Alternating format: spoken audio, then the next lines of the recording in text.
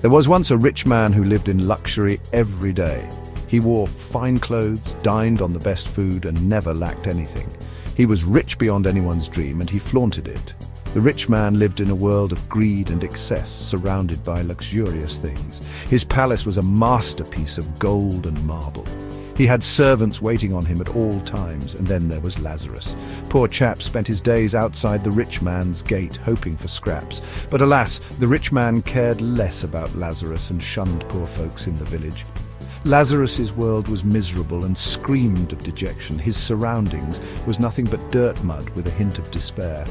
The only attention Lazarus got was from the local stray dogs of the village. They were rather fond of licking his sores.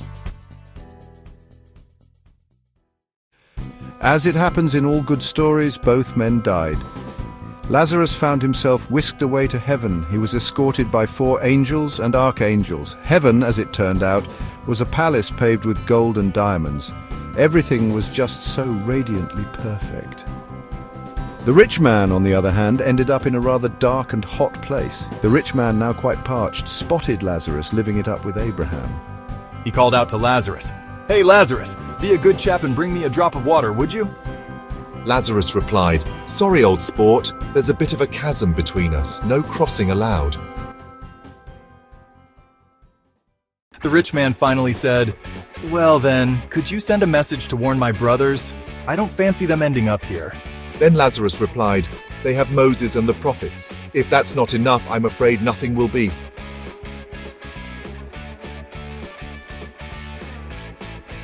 Meanwhile, the rich man's brothers were busy organizing a charity gala in his palace. Ironically, the brothers inherited the rich man's palace and all his gold, but forgot about his memory. And so, dear viewers, we learn that it's not about the fancy palace you own, but the kindness you show that matters most.